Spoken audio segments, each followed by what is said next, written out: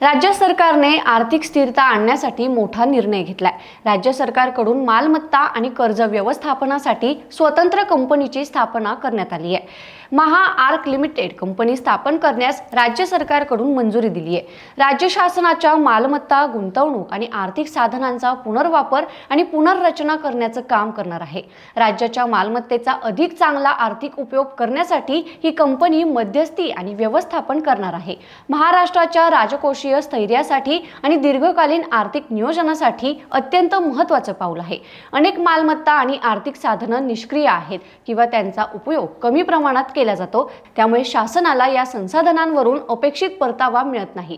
अशात या कंपनीच्या मार्फत त्याचे विनियोजन केलं जाणार आहे। कंपनीच्या स्थापनेसाठी वित्त आणि नियोजन विभागातील IAS अधिकाऱ्यांची नियुक्ती करण्यात आली आहे। तसंच इतर सहसचिव आणि उपसचिव स्तरावरील अधिकाऱ्यांचा समावेश असणार आहे।